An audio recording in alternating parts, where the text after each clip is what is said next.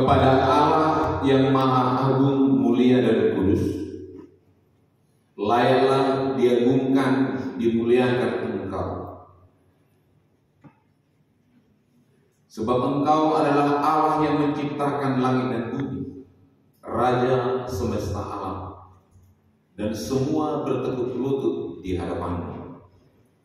Di dalam kekudusan-Mu kami tak dapat menghampiri-Mu, namun Engkau merendahkan diri-Mu supaya kami boleh bertemu dengan Engkau. Untuk itulah ya Tuhan, kami hadir di bait-Mu ini untuk mendengarkan Engkau berfirman, supaya kami dikuduskan dari dunia ini dan kami boleh menapaki dan menjalaninya seturut sehakikat dengan pendirian. Kami juga menyadari ya Tuhan, masih banyak titik-titik dalam kehidupan kami yang melukai hati-Mu ya Bapa. Untuk itu kami mensyukuri darah-Mu yang tercurah dan kematian-Mu di Golgota untuk menggantikan dan menyucikan kami. Supaya kami kuat dalam menapaki kehidupan ini, kami membutuhkan firman-Mu. Engkau akan memakai hamba-Mu dan seluruh kekurangan keterbatasannya. Engkau menutup bungkus dia dengan kuasa-Mu, menyembunyikan di belakang salib-Mu, serta memenuhinya dengan Roh Kudus dan memberikan kemampuan, ketenangan dan keberanian untuk bisa berbicara secara sistematis dan bahasa yang mudah dimengerti, dan berikan dia keberanian melakukan firman-Mu, dan kami semua yang hadir ini menjadi penggenapan firman itu sendiri, dapat memahami, dapat melakukan, bahkan ambil bagian dalam pemberitaan. Berfirmanlah Engkau Bapa, Tuhan Musia kepada kita. Amin. Salam. Firman Tuhan yang menjadi dasar kehidupan kita untuk minggu ini diambil dari Perjanjian Lama, yaitu Yesaya 6 ayat 1 sampai yang ke-8. Kita buka Alkitab kita. Jika ada rekordernya, dia direkord, dia tidak diulang-ulang, karena daya tangkap kita mungkin cepat, tapi daya ingat tidak singkat. Karena itu perlu diulang-ulang. Kecepatan menangkap belum tentu diikuti kecepatan potensi lama ini. Karena itu perlu direkam, perlu ditulis-tulis supaya firman ini melekat. Yesaya 6 ayat 1 sampai 8 kita akan baca secara responsorial. Yesaya 6 ayat 1 sampai 8 kami akan memulainya. Yesaya mendapat panggilan Allah dalam tahun matinya Raja Uzia. Aku melihat Tuhan duduk di atas takhta yang tinggi dan menjulang, dan ujung jubahnya memenuhi bait suci. Para serabi berdiri di sebelah atasnya, masing-masing mempunyai 6 sayap. 2 sayap dipakai untuk menutupi kepala mereka, 2 sayap dipakai untuk menutupi kaki mereka, dan 2 sayap dipakai untuk melayang-layang. Dan mereka berseru seorang kepada seorang katanya, Kudus, kudus, kuduslah Tuhan semesta alam, seluruh bumi penuh kemuliaan-Nya. Maka bergoyanglah alas taman pintu disebabkan suara orang yang berseru itu, dan rumah itu pun berubah dengan panas. Lalu kataku, celakalah aku binasa, sebab aku ini seorang yang najis bibir, dan aku tinggal di tengah-tengah bangsa yang najis bibir. Namun mataku telah melihat Sang Raja, yakni Tuhan semesta alam. Lalu seorang daripada serabi itu terbang mendapatkan aku. Di tangannya ada darah yang diambilnya dengan sepit dari atas mezbah. Ia menyentuhnya kepada mulutku, ia menyentuhkannya kepada mulutku serta berkata, lihat, ini telah menyentuh bibirmu, maka kesalahanmu telah dihapus dan dosamu telah diampuni. Lalu aku mendengar suara Tuhan berkata, siapakah yang akan kuutus dan siapakah yang mau pergi kepadaku? Maka sahutku, ini aku, utuslah aku. Demikian, mari kita fokus dulu ke ayat 8. Nanti saya akan membacakan pertanyaan. Jemaat, akan menjawab, maka satu. Lalu aku mendengar suara Tuhan berkata, siapakah yang akan kuutus dan siapakah yang mau pergi untuk aku? Maka saudku, ini aku, utuslah aku. Iya, boleh. Lalu aku mendengar suara Tuhan berkata, siapakah yang akan kuutus dan siapakah yang mau pergi untuk aku? Maka saudku, ini aku, utuslah aku. Demikian. Agak sulit tadi mengatakan, nggak apa-apa kalau itu karena kesadaran.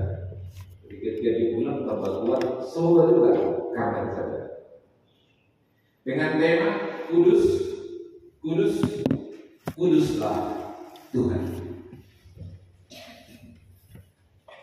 Sebelum saya masuk ke sini, kita ulang sejenak khotbah minggu lalu, yaitu masalah Kisah Rasul 2 ayat 1 sampai ayatnya yang ke-11.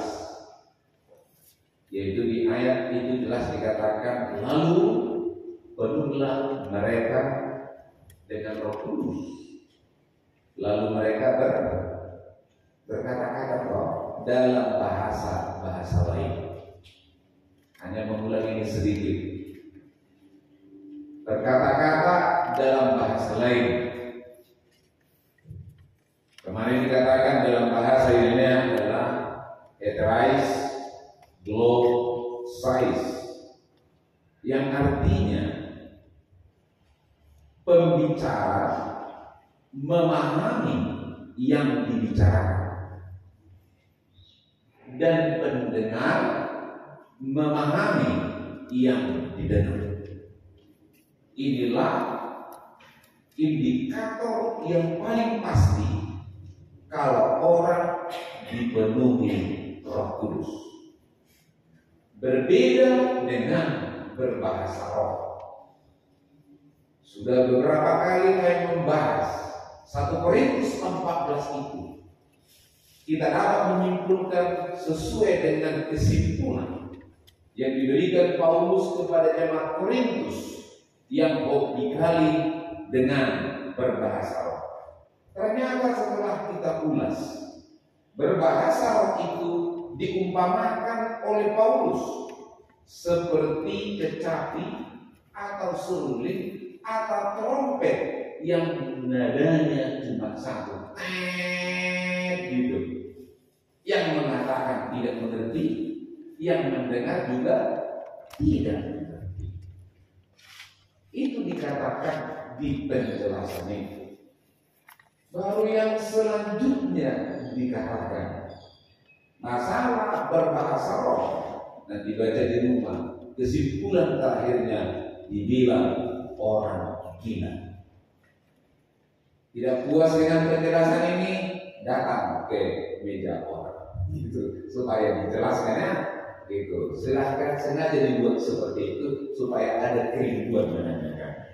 Itulah bedanya dipenuhi Roh Kudus, Heterais Glossais, dengan Glossolalia, berbahasa lidah.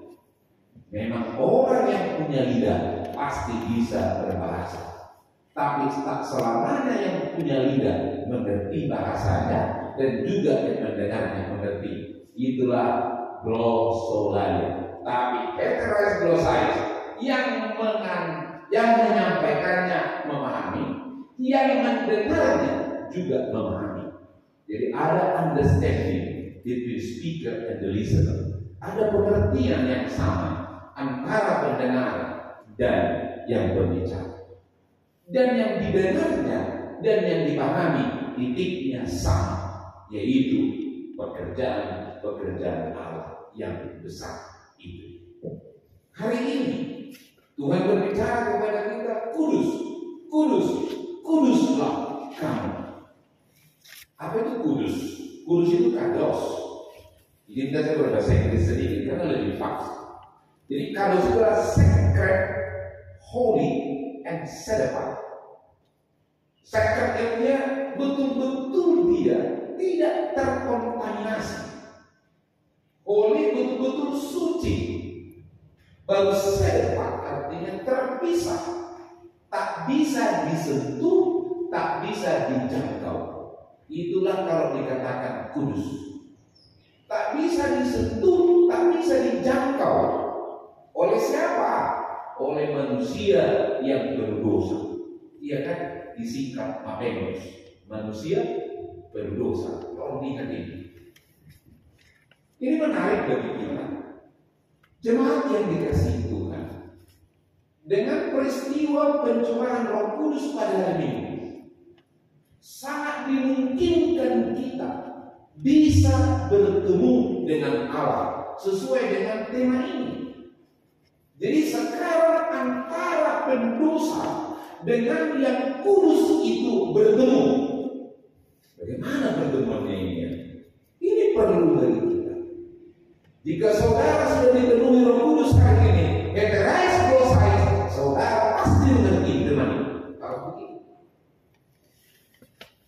sudah diikatkan heterais glosais, artinya kemampuan berbicara orang lain mengerti dan kamu juga mengerti dan dibicarakan orang lain. Ini Tuhan berbicara kepada kita dengan heterais glosais, dengan bahasa yang bisa dimengerti. Saudara, saya mau bertanya kepada kita. Jika ada seorang pengusaha besar di sini, dia memiliki pabrik raksasa, lalu membuka pengumuman kepada jemaat Presbyterian, hari ini saya ingin memakai saudara menjadi pekerja di proyek besar dan mega raksasa perusahaan saya. Kira-kira apa yang saudara pikirkan? Saudara akan diwawancara. Mana kurikulum kita ini? Artinya mana riwayat hidupmu? Latar belakang pendidikanmu, pengalamanmu, keahlianmu, kemampuan bahasamu. Sini, lengkapi dulu Bapak. Iya kan? Itu yang pertama. Besok ujian akademis. Di sini banyak kali ijazahmu, banyak kali sertifikat pelatihan yang kau ikuti kan? Banyak seminar. Oke, besok diuji itu kemampuan lo. Kira-kira gitu. Oke, katakan lulus. Lulus persyaratannya, dokumennya, lulus persyaratan akademisnya. Lalu besok latihan. Berarti fisik diuji itu. Keahlianmu diuji lagi. Jika layak, maka diterima. Di mega proyek orang ini. Tapi hari ini Tuhan agak berbeda. Sudah Tuhan melamar Yesaya dan Tuhan melamar kita hari ini. Saya mau tanya, siapa rupanya Yesaya?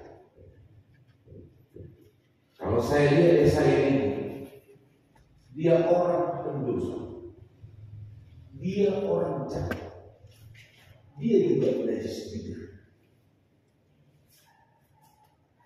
didatangi oleh Allah yang sempurna, yang kudus tak tersentuh. Ini perlu bagi kita agar kita melihat bagaimana Allah sebenarnya hari ini menyapa kita. Yang mau disampaikan ini, Yesaya, aku tidak butuh kurikulum bimbing. Aku tidak butuh persyaratan akademis. Aku tidak butuh keahlian dan pengetahuan. Aku juga tak butuh pengalaman dan keberanian. Ya. Termasuk orang-orang yang di sekitarmu, aku tidak minta persyaratan apapun. Saya hanya minta kemauan. Ini perlu bagi kita jemaat yang dikasihi Tuhan. Kesehatanmu pun tak penting tes. Berarti kan cuma direnungkan dulu. Ketika tadi nyanyi kudus, kudus, kudus, semoga jemaat ini begitu hati kudus. Gini deh. Tuhan hendak mengatakan begini. Sebenarnya Yesaya dan kepada kita, sebenarnya yang utamakan bukan semua fasilitas yang ada dalam diri kita.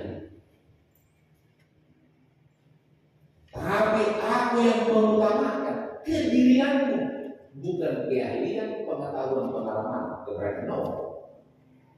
Yang aku mau adalah kemauanmu itu aja. Ini perlu bagi kita berdua. Seringnya kita beralasan. Yesaya tentunya sangat terkejut dengan kehadiran Allah itu. Ini perlu kita pahami. Allah mendatangi orang yang najis hidup, pendosa dan jahat. Saudara yang dikasihi oleh Tuhan,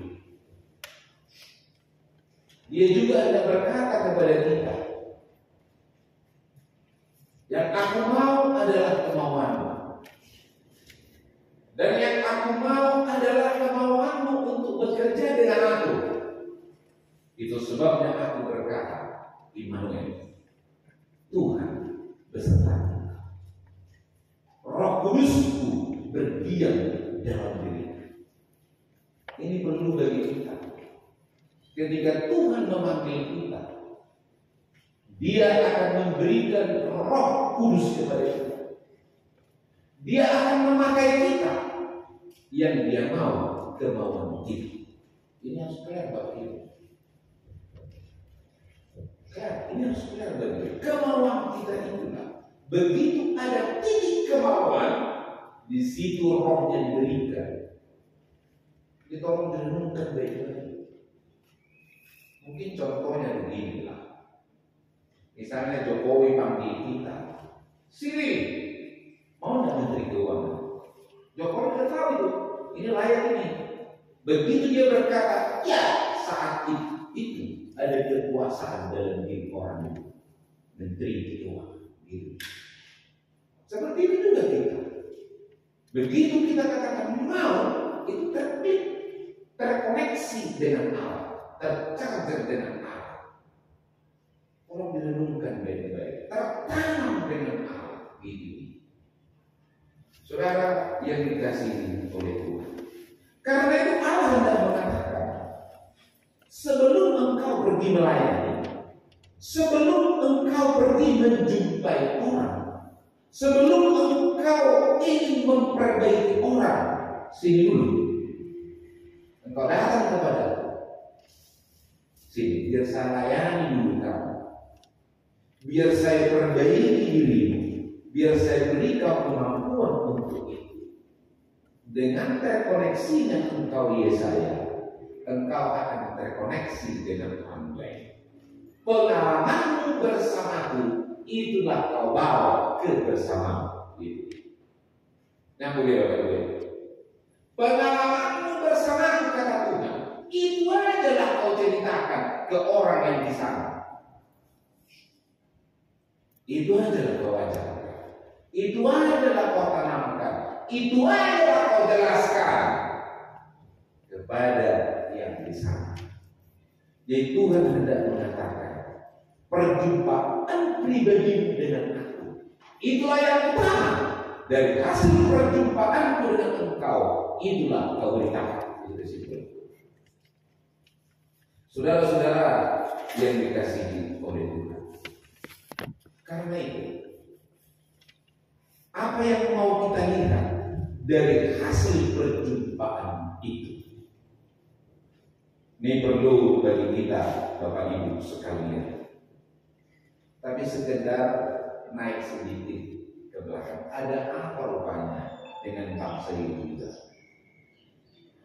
Ini perlu bagi kita, saudara yang dikasihi oleh Tuhan. Ternyata bangsa ini singkatnya sudah jauh dari Tuhan, sangat-sangat jauh dari Tuhan. Ini perlu kita pahami. Maka dikatakan itu dalam tahun akhirnya Raja Usia, aku melihat Tuhan duduk di atas takhta yang tinggi dan menjulang, dan ujung jubahnya memenuhi batu suci. Jadi setelah mati raja ini kan namanya catatan historis, bisa diuji, dilacak kebenaran ini. Ini bukan dongeng. Ya kan, Alkitab ini bukan dongeng. Ini ada catatan historisnya, disebut nama rajanya, disebut tahunnya, bangsa ini telah meninggalkan Tuhan. Itu intinya. Sehingga terjadilah kegelapan dalam hidup bangsa Yehuda.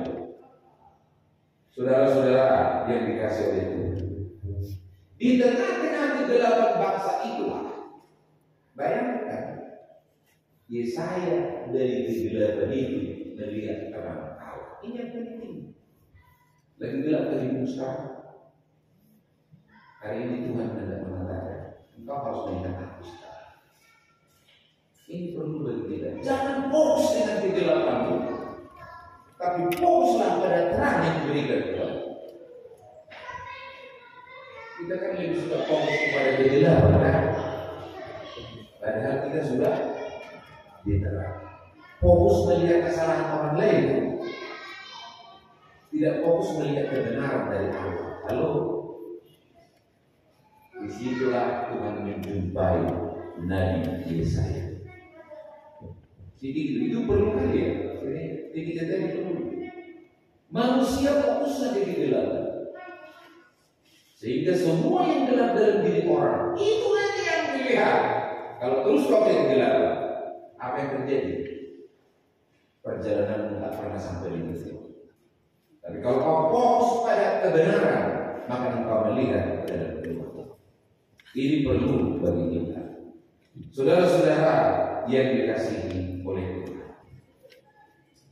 Maka kebenaran yang saya jelaskan tadi sering diabaikan banyak orang. Yang mana itu? Perjumpaan dengan Tuhan akan mengubah pola hidup kita. Perjumpaan dengan Tuhan tidak awal menjumpai banyak orang, tapi kita sering mengabaikan kebenaran. Nyambung maksudnya ya? Temu dulu Tuhan baru pergi ke sana. Temu dulu Tuhan baru ngomong ke sana. Temu dulu Tuhan baru melayani ke sana. Itu dulu yang utama, tapi ini yang sering diabaikan. Kalau mau berbisnis juga saudara-saudara, Tuhan dulu. Supaya kau punya solusinya. Mau pergi jalan-jalan, Tuhan dulu gitu loh. Mau ngomong dengan seseorang, Tuhan dulu gitu. Kejadian 1 jelas kok pada mulai Allah. Tapi kita sering mengabaikan itu. Hari ini kita diingatkan oleh Tuhan, ya kan? Jangan kau fokus pada aktivitas pelayananmu, fokuslah dulu kepada Aku. Jangan sibuk melayani banyak orang, layani dulu dirimu, datang kepada Aku. Jangan asik dengan kegiatan-kegiatan seharimu, asik dulu bertahan dengan Aku. Tuhan hendak mengatakan, no time with me, no result to find. Jika kau tidak punya waktu bersamaku, engkau sebenarnya tidak mendapat hasil apa-apa. Sudah, sekian ya. Itu. Jemaat yang dikasihi oleh Tuhan. Sekali lagi maksudnya, teks hari ini benar-benar mengajak kita pada perjumpaan dengan Tuhan harus menjadi titik awal sebelum menjumpai banyak orang. Gitu dia. Worship God first, then serve others. Sembahlah dulu Tuhanmu, baru layani yang lain. Gitu dia. Terserah nanti kamu bikin kalimat sendiri lah. Kan bisa bikin kalimat sendiri. Gitu dia.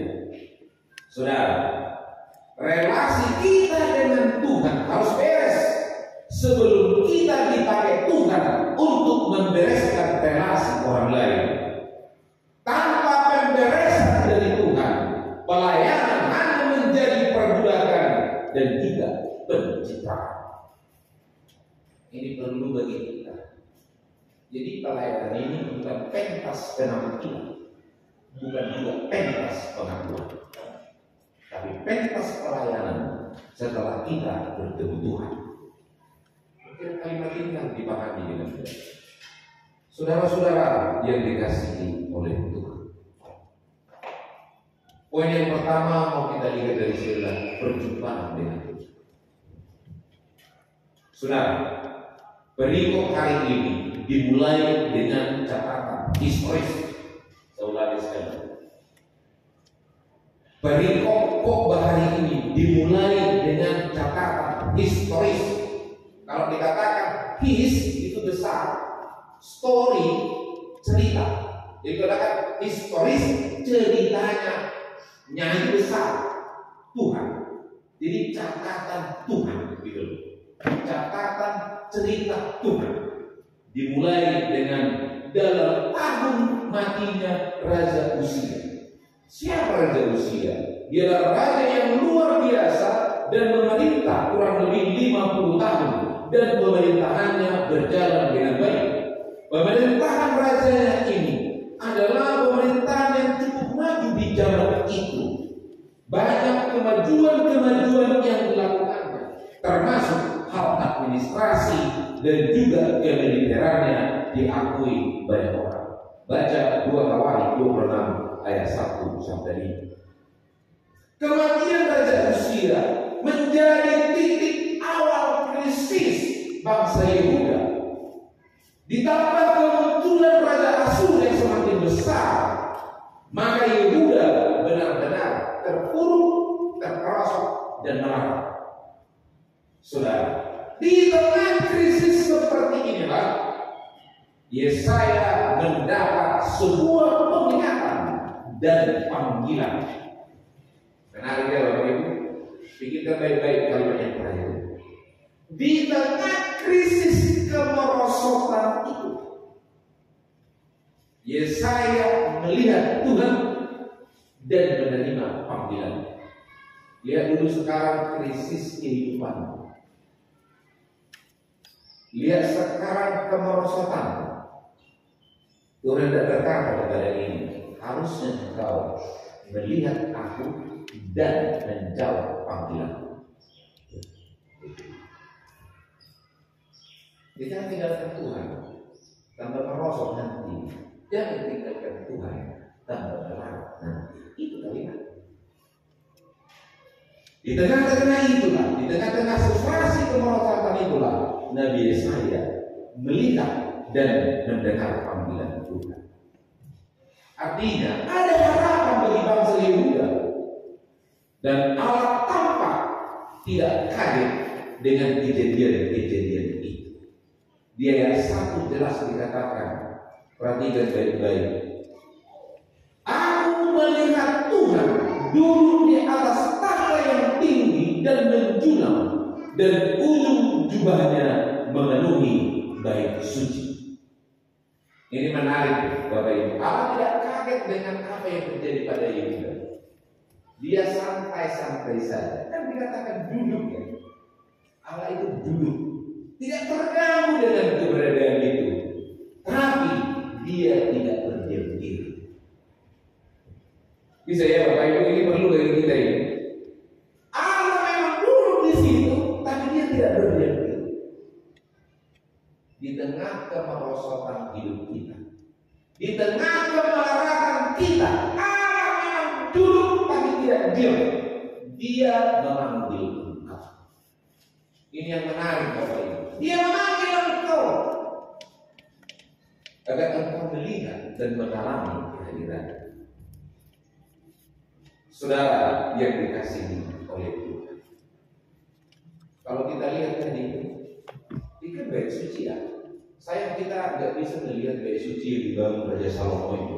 Pasti megah sebenarnya, kokoh, hebat.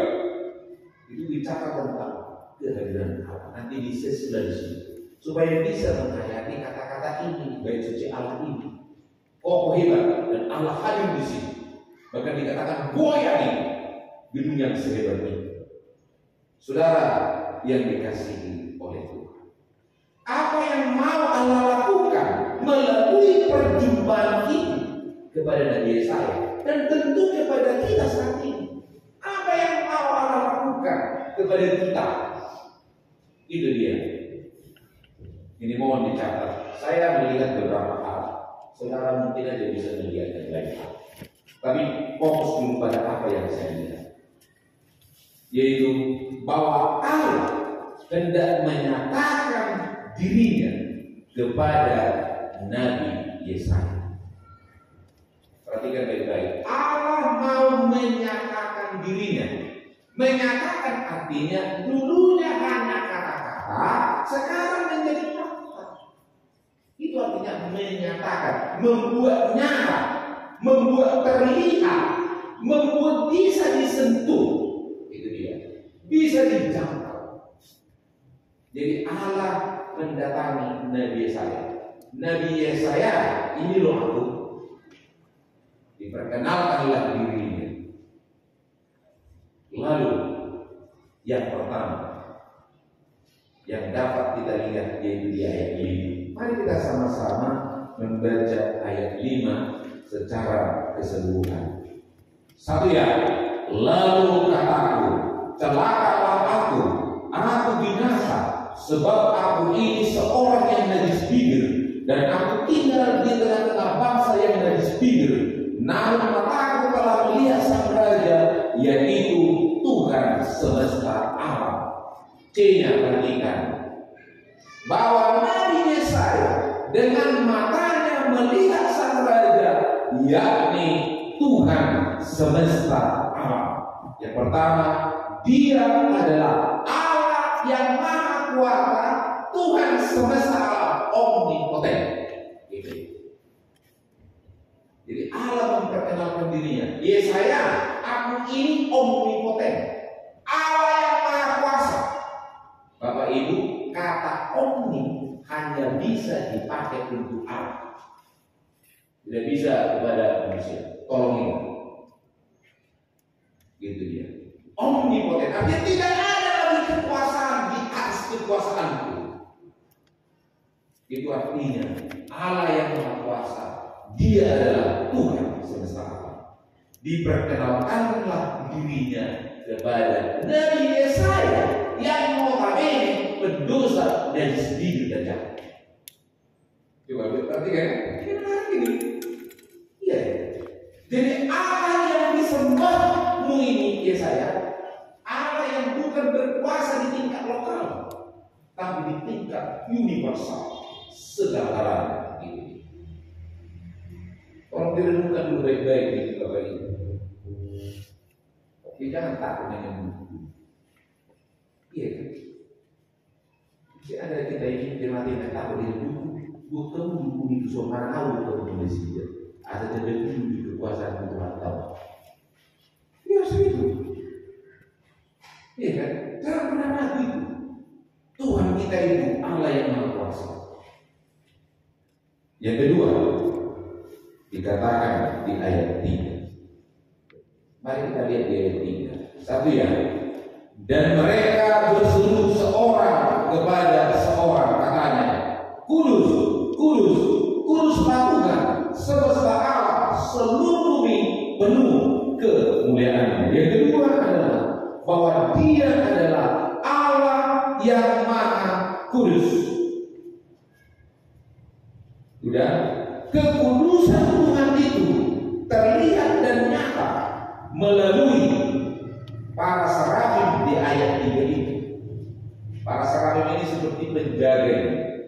Sudah mereka mengatakan kudus, kudus, kuduslah Tuhan, dan ditambah lagi seluruh bumi penuh kemuliaan-Nya.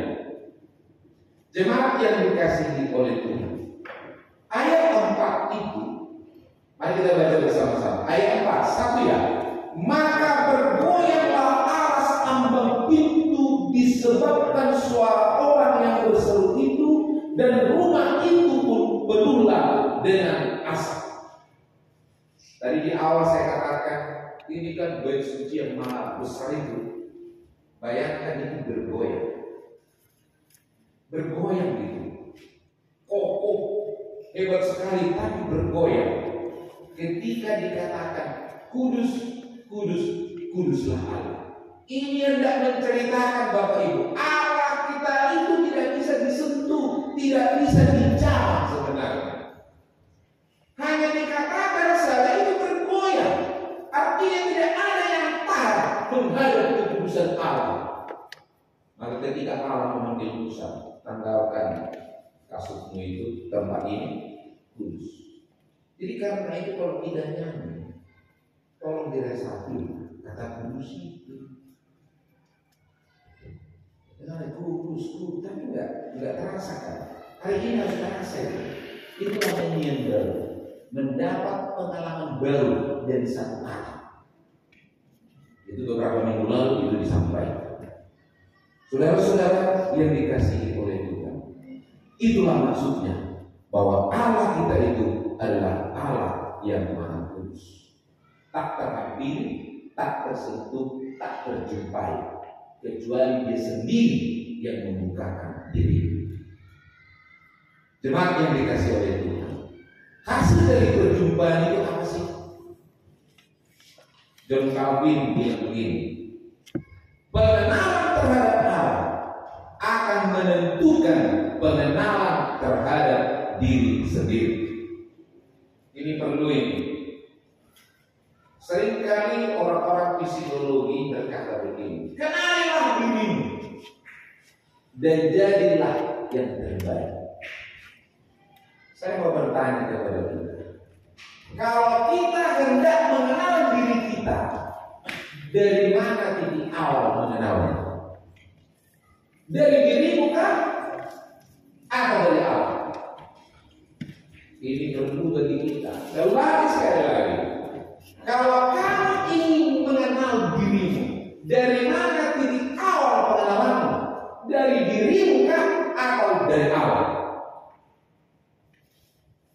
Sesuai dengan pendapat John Calvin ini, dan saya sangat setuju dengan itu. Jika kita ingin mengenal diri kita, mulailah dari awal, maka engkau akan bisa mengenali dirimu sendiri. Takkan pernah engkau bisa mengenali dirimu sendiri jika engkau memulainya dari dirimu. Termasuk jika ingin mengenali orang lain, mulailah dari awal. Kalau kamu ingin mengubah orang lain, mulai dari awal. Takkan pernah kau bisa mengubah diri. Maka saya ingat kata-kata saya, teman saya, jangan kau marah jika engkau tidak bisa membuat orang lain seperti dirimu, karena kau sendiri pun tak pernah bisa membuat dirimu seperti yang kau inginkan itu. Maka perjumpaan dengan Allah ini yang membuat Nabi Yesaya mengenal diri. Karena itu jemaat yang dikasihi oleh Tuhan, perjumpaan seseorang dengan Tuhan akan mengubah pola pikir, pola hidup, pola sikapnya, akan mengubah konsep dan prinsip hidupnya jika dia memulainya dengan Allah. Yang pertama, apa yang diubah itu? Mari kita baca ayat 5. Kembali lagi ke ayat 5. Saya lalu kataku, celakalah aku binasa, sebab aku ini seorang yang najis bibir, dan aku tinggal di tengah-tengah bangsa yang najis bibir. Namun mataku telah melihat Sang Raja, yakni Tuhan semesta alam. Perhatikan kata-kata di ayat 5 ini. Saya buat seperti ini. Perjumpaan dengan Allah membuat kita sadar diri, sadar keberdosaan, sadar kebinasaan kita. Bisa. Jadi kalau kamu ingin menyadarkan orang bahwa aja dari Tuhan, kamu usah kasih hati. Capek. Doakan aja dia. Karena kalau nasihat belum tentu gak didengar. Kau bikin peraturan sudah belum tentu didengar. Harus dibawa Tuhan.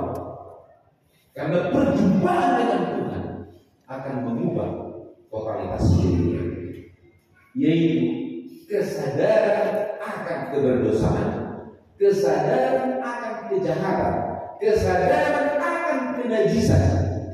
Tentu dikatakan, celakalah aku, kata Nabi Yesaya. Jadi Yesaya menyadari kenajisannya dan juga menyadari kenajisan bangsa Yehuda. Reaksi spontan dari perjumpaan itu, Yesaya sadar diri, sekalipun tidak ada ancaman, juga tidak ada teguran di sana. Perhatikan, seringkali kita ngancam-ngancam orang kan, nanti kau dihukum Tuhan, nanti saya juga, dengan begini juga, iya juga ya, nanti kau digini diginikan Tuhan, diginikan Tuhan. Tuhan nggak ada ngomong kayak gitu. Sering kita begitu, ancam terus. Tapi di sini Tuhan tanpa mengancam, Tuhan tanpa menegur, Tuhan tanpa menghakimi. Yesaya sadar diri. Ini perlu bagi kita. Jadi kalau kita ingin sadar diri, datang Tuhan. Ya, ini bawa orang sadar diri, bawa ke Tuhan. Itu aja. Saya berbicara pada orang yang cerdas, eterais, precise, mengerti yang benar dan yang mempraktekkan tidak mengerti. Saudara, jadi di depan kekudusan Tuhan itulah kita menyadari keberdosaan kita dan juga menyadari keberdosaan orang lain. Ini perlu Bapak Ibu.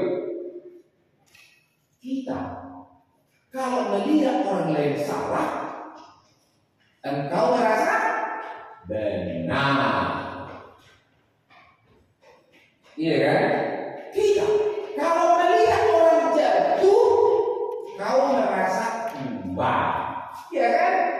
Hari ini Tuhan sudah mengatakan kepada kita, perjumpaanmu dengan aku membuat engkau sadar diri dalam keberdosaanmu dan juga harus melihat orang lain dalam keberdosaan yang sama. Sama-sama pendosa yang kita kawan. Itulah maksud. Maka dikatakan dari saya, aku ini orang yang najis bibir dan aku tinggal di bangsa yang najis bibir. Sama levelku dengan orang itu, sama-sama najis. Perlu ya Bapak Ibu. Jadi saya menyadari konsekuensi keberdosaan itu apa? Kecelakaan dan kebinasaan. Ini mari kita sejenak. Apa rupanya najis sendiri? Mari cara ini. Dalam bahasa Ibrani-nya dikatakan tame sapa. Jadi kalau tame itu adalah najis. Najis itu begini, unclean, impure, polluted, ethically, ritually, and religiously of place.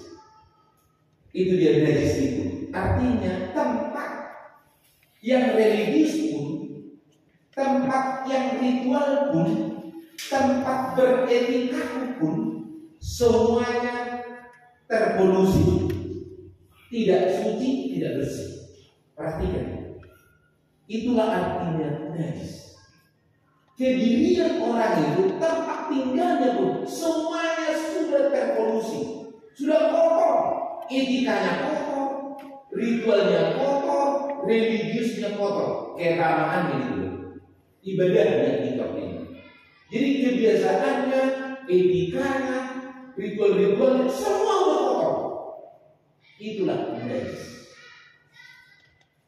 Lalu apa ini? Dikatakan sini sapa, individual and plural. Waduh, artinya berkata dua dan berkata banyak. Nyambung ya? Nyambung maksudnya. Jadi mononya enggak pernah satu. Dikatakan A, sebentar lagi B. Bahkan dikatakan plural. Mengarah gitu. Itulah najis. Omongannya mengarah. Nyambung ya Bapak Ibu. Omongannya bertebaran kemana-mana. Lihatlah kalau saudara ngomong. Tiba-tiba di sini sang. Itu namanya najis bibir. Pertama-tama bicara tentang Tuhan. Sebentar lagi kita kemana lagi? Perhatikan dulu. Pertama-tama kita bahas firman. Sebentar lagi bahas orang. Iya kan? Itu namanya najis bibir. Mengarah bahasa mata itu pas begitu ya. Mari. Jadi perjumpaan dengan Tuhan membuat Nabi saya sadar diri. Iya, selama ini bibir ini betul-betul tidak bisa dikontrol. Mengarah entah kemana-mana. Ini perlu Jadi kalau kita pun ingin memperbaiki diri kita, datanglah kepada Allah. Sebab Dia yang mampu mengubah diri kita ini tidak najis lagi. Itu dia. Saudara-saudara yang dikasihi oleh Tuhan, ini yang perlu bagi kita. Yesaya tidak mati sama ketika dijumpai. Sekalipun pantas lagi harus mati di dalam keberdosaan. Tuhan tidak berbicara soal bola sepele atau kecil atau besar. Mohon ingat, yang semua namanya dosa ya udah kena binatang. Bisa, Bapak Ibu. Jangan kita merasa berdosa. Istri tidak tuntut dosa, suami tak hormat dosa, anak tidak tak dosa. Neraka kita semua. Kalau ditubuh dengan itu aja, nggak usah ditubuh dengan standar-standar lain dari kita. Istri tidak tunduk kepada suami dosa, neraka kan? Suami tidak hormat kepada istri, dosa, neraka juga. Anak tak hormat kepada orang tua, dosa, neraka juga. Sudah ini perlu bagi kita. Ketika Allah menjumpai Nabi Yesaya dalam kenajisannya, dalam kejahatan dan keberdosaannya, Yesaya tidak mati. Justru diubahkan kehidupannya. Ini disadarkan dirinya dan dilihat bangsa juga butuh Tuhan. Ini perlu bagi kita. Jika kita menerima firman ini, orang-orang di sekitar butuh Tuhan. Kalau kamu sudah berjumpa, ini perlu. Bawa dia ke Tuhan, maka dia berubah. Dia akan sadar diri, tak ada cara lain. Jadi hendak dikatakan di sini, hanya karena kemurahan Tuhan, hanya karena anugerah Tuhan, Yesaya sadar diri dan ingin menceritakan Tuhan kepada bangsanya sendiri. Perlu kita sadari, anugerah keselamatan itu adalah Allah yang berinisiatif, Allah yang berprakarsa untuk menyelamatkanmu. Gitu dia. Jadi Yesaya ketika dijumpai Tuhan tidak ada mohon ampun kan? Halo, perhatikan baik-baik. Mohon ampun dulu kau. Nggak ada di sini. Allah ketika dijumpai Tuhan tidak minta-minta. Yesaya hanya diam dan menerimanya. Sama dengan yang di sebelah kanan Tuhan Yesus. Apa yang dibilang rupanya? Minta ampun dia, minta maaf dia. Enggak kan? Apa yang lakukannya? Bapak Yesus, kalau engkau sampai nanti di kerajaan, ingat aku ya. Ada minta ampun dia, ada minta maaf dia. Enggak ada.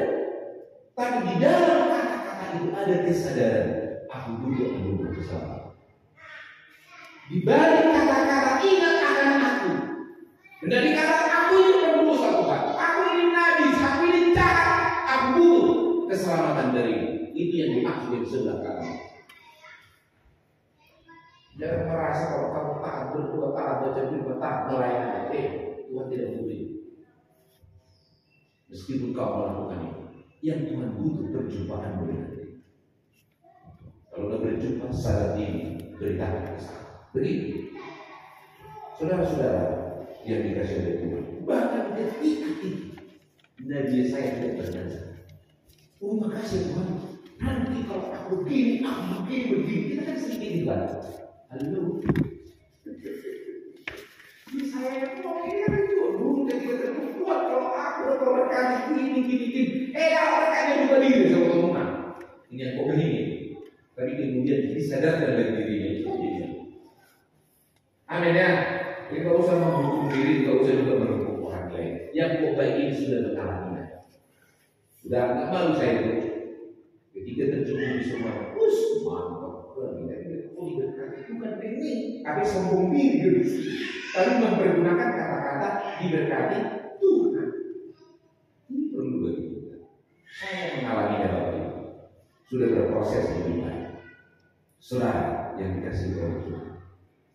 Ketika itulah para serafim itu membawa bara dari mesbah untuk menyucikan Nabi Yesaya. Perhatikan di sini di ayat 6 dibawanya bara.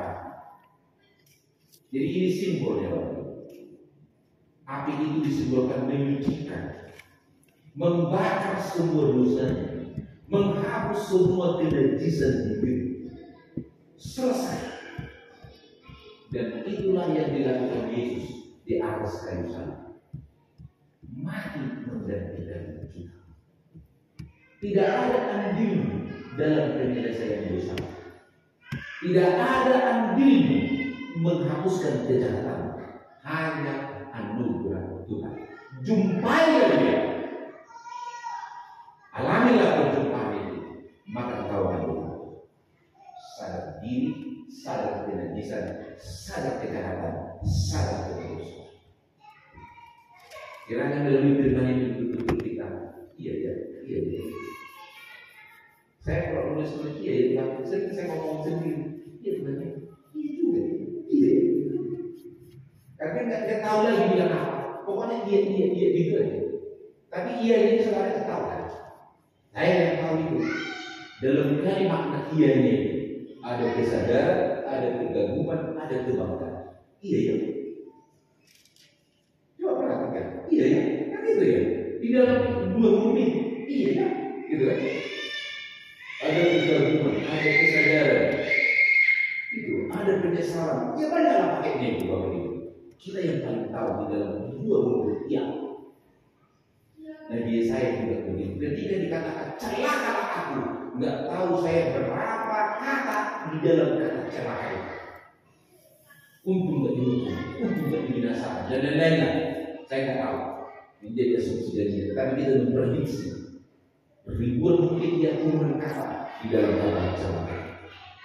Saudara-saudara yang dikasih oleh Tuhan. Jadi penyucian kita juga hanya karena anugerah Tuhan. Jumpailah dia. Sekali lagi jumpailah. Maka engkau akan mengenal dirimu lewat pengenalan akan Tuhan. Jadi kalau kamu ingin mengenal dirimu, mulailah dari awal. Maka engkau bisa bergerak lebih baik. Saya mau sampaikan ilustrasi yang pernah saya sampaikan kepada kita dalam hidup. Saya sedikit kota. Masih ingat seorang pemuda kaya yang bertetangga dengan pria tua? Pemuda kaya ini suka koleksi mobil. Singkatnya saja, mobil yang paling disukai adalah merek Porsche. Dia bertetangga dengan seorang tua yang bernama Henry. Mereka sering minum kopi bareng dan sering bercerita tentang ini. Suatu ketika mobil Ford daripada anak muda ini rusak parah. Dia sudah berusaha memperbaikinya, tidak berhasil. Dia mengundang orang dari luar dan dalam kota, tidak berhasil juga. Akhirnya dia mulai stres. Dia mulai stres karena ini mobil yang paling dia sukai, paling dia sayangi. Di sore hari, Henry tadi melihat sahabatnya. Anak muda, mengapa buram mukamu? Mengapa rambutmu acak-acak? Mengapa gelisah engkau? Kayak stres saya. Ada apa kawan? Pak tua, mobil yang paling disukai ini rusak. Lalu ditanya Pak tua, apa yang sudah kau lakukan? Saya sudah berusaha dengan cara saya. Saya sudah berusaha undang teknisi dari dalam dan luar kota. Tak satu pun bisa memperbaiki. Anak muda, boleh saya memperbaiki mobil? Anak muda itu ngomong dari mana? Apa yang dia tahu kawannya? Udah tua begini, tidak pernah cerita tentang mobil. Ketika pikirannya terawat, Pak tua nanya, anak muda, percayalah kepadaku bahwa aku bisa memperbaiki mobil kesayanganmu ini. Antara percaya dan tidak, anak muda ini menunjukkannya. Silakan Pak tua. Baik Pak tua kasih persyaratan. Anak muda, terima kasih karena kau telah percaya kepada. Walaupun aku tahu hatimu masih berpikir. Untuk itu saya minta, selama saya memperbaiki mobilmu ini, silakan dulu nikmati kopi sore kita. Oke, dan aku ini memperbaiki mobilnya dalam waktu seketika bisa beroperasi. Hidup, nah anak muda udah selesai. Sambil mereka duduk minum kopi, anak muda ini berkata dalam kata, ya, kan gitu kan? Apa dalam kata ya? Siapa orang ini? Kok tahu? Lalu anak muda ini dengan rasa malu, rasa senang, rasa kagum, rasa lega, dia bertanya, Pak Tua, izinkan saya bertanya kepada. Silakan. Siapa orangnya Pak Tua? Wah, anak muda. Sudah sekian lama kita bertetangga, sekian lama kita ngopi bareng, kita tidak mengenal. Apalah yang kuat yang membuat hubungan ini. Sedikit dia rusak, saya tahu. Mau parah pun saya tahu memperbaiki. Pertanyaannya, siapa yang menciptakanmu? Pada kita pun memperbaiki. Ya. Jangan suruh kamu. Maka saya sudah terus berpola komunikasi saya. Enggak mau mendengar, ada firman Tuhan aja. Enggak rela. Coba terus dia. Bawa dia ke Tuhan, sebut namanya. Terus menerus, mungkin sampai mati engkau dia belum bertobat. Setelah kau mati dia bertobat dan dia berkata, iya ya, ingat. Mungkin saja. Aku yakin bapakku mendoakan saya. Tapi dia tidak tahu bahwa sekarang saya berbeda. Dan dia sudah mati dulu. Mungkin sampai mati kita, orang yang ada dalam kita tidak menghargai, tidak mendengarkan kita, tidak apa-apa. Tapi doa pun didengarkan oleh Tuhan. Amin. Halo, ini kok bayi ke mana-mana? Gak cocok lagi, dia berhenti. Saya sama-sama kita yang kok bayi itu terus berbenah diri, karena itu berjumpa dengan Tuhan.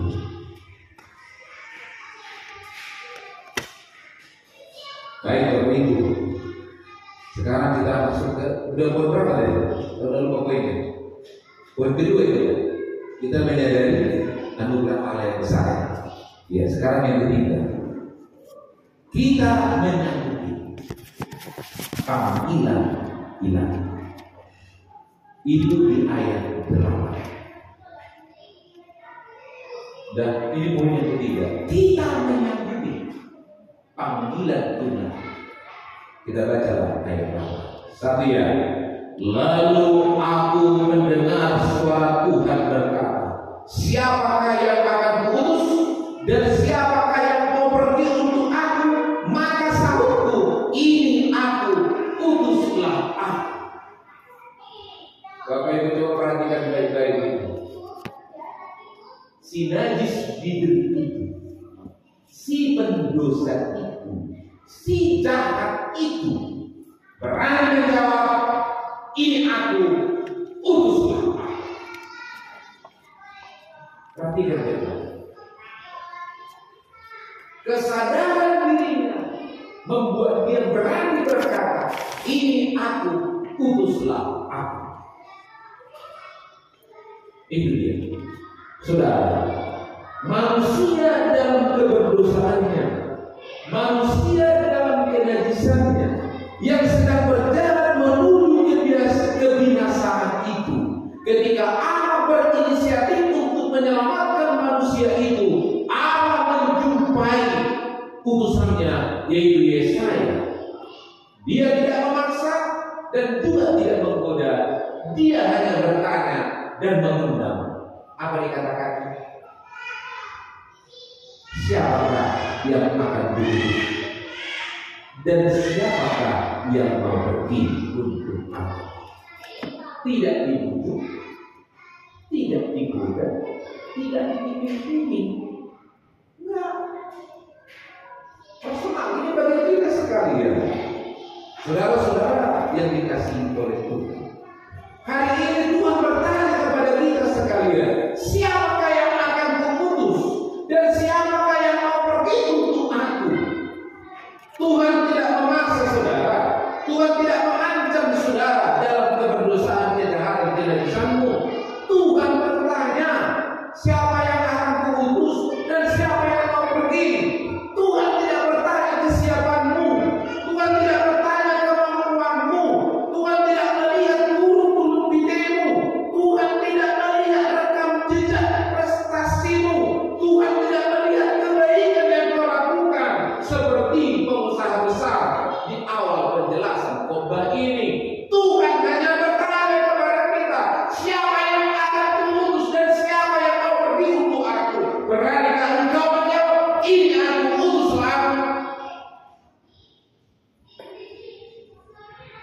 Jemaat yang dikasihi Tuhan, Tuhan hanya mau kemana. Tuhan tidak memandang latar belakangmu. Tuhan melihat latar dirimu dan latar depanmu. Maukah engkau menjawab di latar ini? Ini aku, utus aku.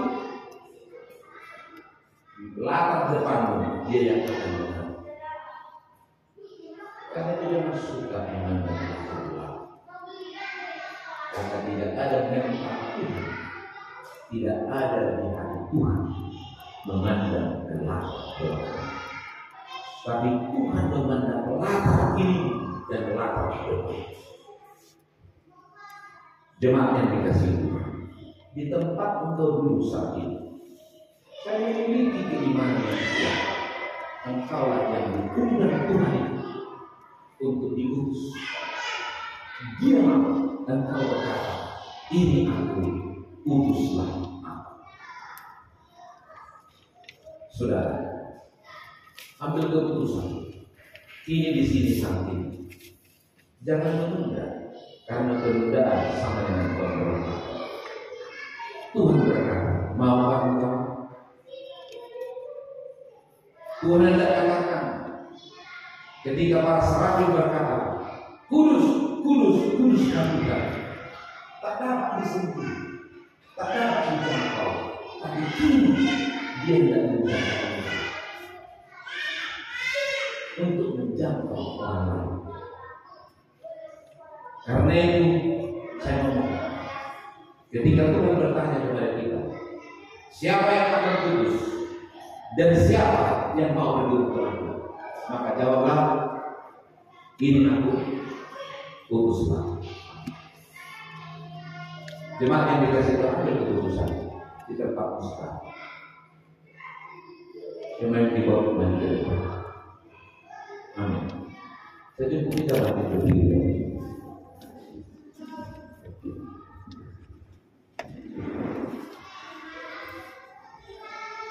Hanya dengan melalui pertemuan Roh Kudus kita bisa menjawab, ini aku, utuslah.